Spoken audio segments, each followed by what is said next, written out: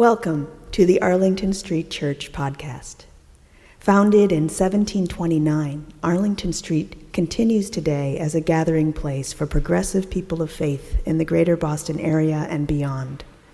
We are located at the corner of Arlington and Boylston Streets, across from the Public Garden in Boston, Massachusetts. Please visit ascboston.org for more information about this historic Unitarian Universalist congregation. Arlington Street Church, gathered in love and service for justice and peace. The house lights go down. The spotlight illuminates the red velvet curtains, and an anticipation, a hush, falls over the crowd. The orchestra begins the overture, and the curtains open, and suddenly the show begins. Or maybe you're sitting alone in your room, or you're in the car on a long family trip, and you put on the soundtrack to a Broadway show. You listen start to finish, or maybe you skip the songs that you can't stand, and you are singing along at the top of your lungs, whether in key or not. And it's playful, or it's visceral, or it's inspiring. And through its story, you are connected with something larger. For many of us, musical theater is magic. When we see a show, we are transported and enveloped in another world. Audiences and performers agree to suspend disbelief, to live for a few hours in a universe where people break out into song and then are joined by a cadre of backup dancers, where you can pour your whole heart out in a song and be understood. And part of what makes live theater even more magical is the shared experience of being wrapped up in the story together. Researchers at the University College of London found that when a group of people are at a live theater event together, their heartbeats synchronize with each other and with the emotional arc of the story. There are so many life lessons and spiritual teachings to be found in musicals. Now, whether or not Broadway is one of your go-to musical genres, I invite you to hear the messages that you need to hear today. Here are 5 lessons offered to us from the sacred texts of musical theater. Lesson 1, no one is alone. Or if I were to sing the line from Into the Woods, no one's here to guide you, now you're on your own, only me beside you, still you're not alone, no one is alone, truly no one is alone. Picture it. One of the lead actors starts a song telling their story. Say it's Dear Evan Hansen, and Evan Hansen takes center stage all alone and sings, "Have you ever felt like nobody was there? Have you ever felt forgotten in the middle of nowhere?" And you are right there with him in his vulnerability. But then a second voice joins in with their own message. There's a place where we don't have to feel alone. And every time that you call out, you're a little less alone. And then by the bridge and the last chorus, the whole cast fills the stage and is singing at the top of their lungs, "You will be found." This is one of my favorite metaphors from musical theater, and I don't know if there's a technical term for it, but it's the structure where one lone voice is joined by a companion, and then a trio, and then it's the whole ensemble. At its best, this is what we hope for in community, in this UU congregation. We hope to create spaces where each of us can show up, vulnerably share our own truth, and have a whole cast of characters join in with us. Sometimes they'll be singing in the unison of like-mindedness, and it is so powerful. And sometimes they'll be singing a harmony or a counter melody that adds richness to our own. Musical theater is not a solo act, and neither is community. Lesson 2, people come into our lives for a reason. Or, if I were to sing the line from Wicked, I've heard it said that people come into our lives for a reason, bringing something we must learn, and we are led to those who help us most to grow if we let them, and we help them in return.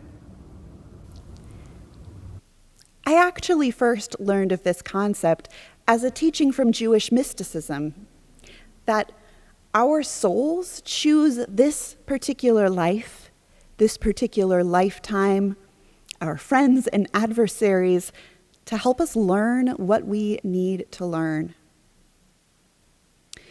I don't know if I believe that on a cosmic scale, but I do believe that we can learn from everyone around us. When we're inspired by someone we meet, we have the chance to nurture those traits in ourselves. We meet someone whose generosity inspires us, and it helps us to become more generous too. They have shown us a way to be in the world, in community, in relationship that we can cultivate. And when we're annoyed by someone we meet, as in the case of Glinda and Elphaba in Wicked, we have the opportunity to grow ourselves. As the Dalai Lama says, if you can cultivate the right attitude, your enemies are actually your best spiritual teachers, because their presence provides you with the opportunity to enhance and develop tolerance, patience, and understanding. Lesson 3, you've got to be carefully taught. Or, if I were to sing the line from South Pacific, you've got to be taught to hate and fear. You've got to be taught from year to year. It's got to be drummed in your dear little ear. You've got to be carefully taught. The late South African leader Nelson Mandela taught, no one is born hating another person because of the color of their skin or their background or their religion. People must learn to hate, he said, and if they can learn to hate, they can be taught to love, for love comes more naturally to the human heart than its opposite.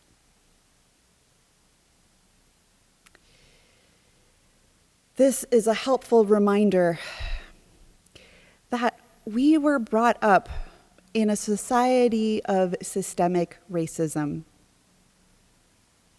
Even if we as individuals are out there in the world doing our best to be loving and kind to everyone, we have still had a lifetime of absorbing messages that center and privilege white, Christian, straight, able-bodied, cisgendered identities. Our faith's commitment to building a just, equitable, and inclusive world calls us to unlearn so much that society has taught us and to live courageously into new ways. Mandela is right. Love does come more naturally to the human heart. We're building those new ways all the time. And to add in another little into the woods quote, children will listen. Children will see and learn. The work that we do to unlearn oppression is noticed and needed by the generations coming up. When we bump up against the discomfort or despair that happens as part of our work to dismantle systems of oppression, let us remember that every one of our actions can create a deeper liberation for those who come after us.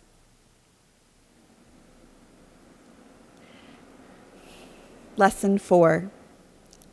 Follow every byway toward your dream, even when it feels impossible. Well, this does mash up 2 dream songs, including To Dream the Impossible Dream, but you get the idea.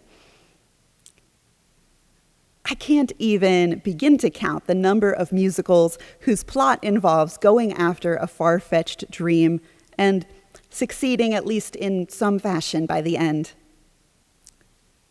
Fundamentally, I believe that we each have gifts that the world needs, and that our dreams are a part of the story of the world. Any dream will do. Now, this isn't precisely musical theater, but when it comes to dreaming big dreams, I always think about Jim Henson, the creator of the Muppets. There's a story that one day, Jim gathered a bunch of creatives into a conference room, and he said, let's think of an idea that would bring peace to the world in our lifetimes.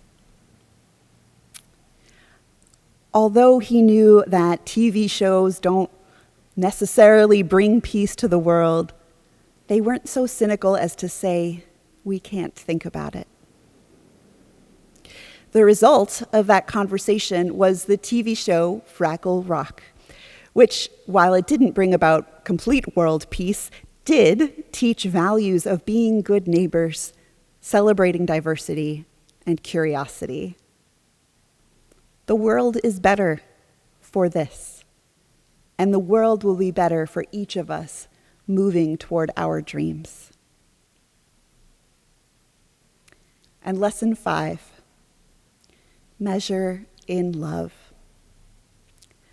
Or, if I were to sing the line from Rent, how do you measure a year? In daylights, in sunsets, in midnights, in cups of coffee, in inches, in miles, in laughter, in strife, in 525,600 minutes. How do you measure a year in the life?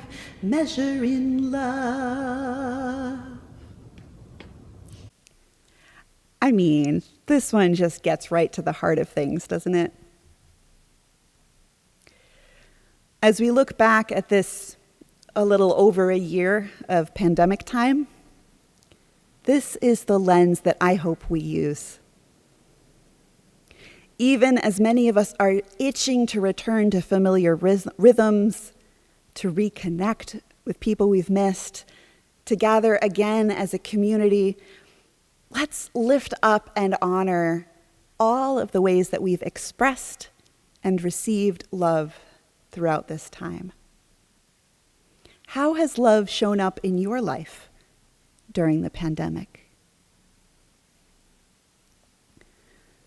Beloveds, stay open to the magic of being transported into a story, of being transfixed as our hearts beat in time together. May this be a place where you don't have to feel alone. Truly, no one is alone. People come into our lives for a reason, bringing something we must learn. We are led to those who help us most to grow if we let them, and we help them in return. You've got to be carefully taught. Children will listen. Let us measure our lives in love. So may it be, and amen.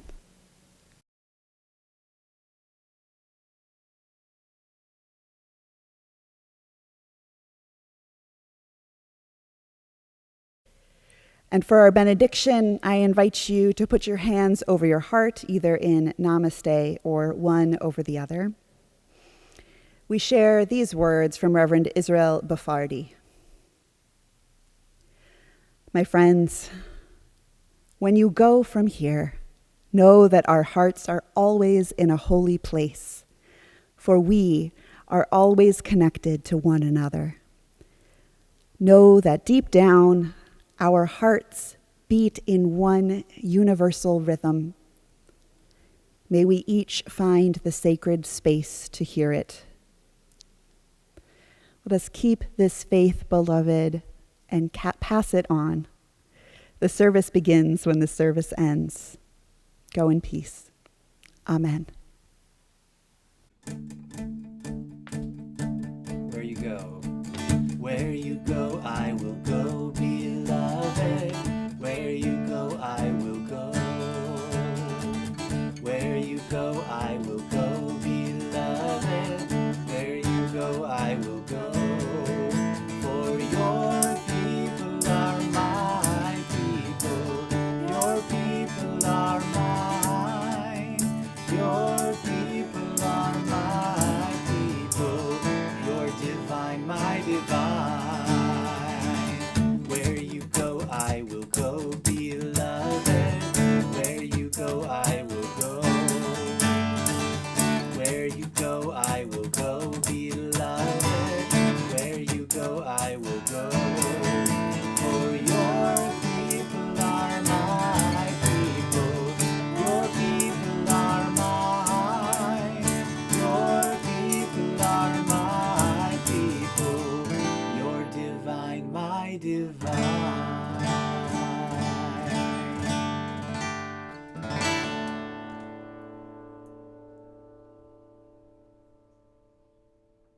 Please visit ascboston.org for more information about this historic Unitarian Universalist congregation.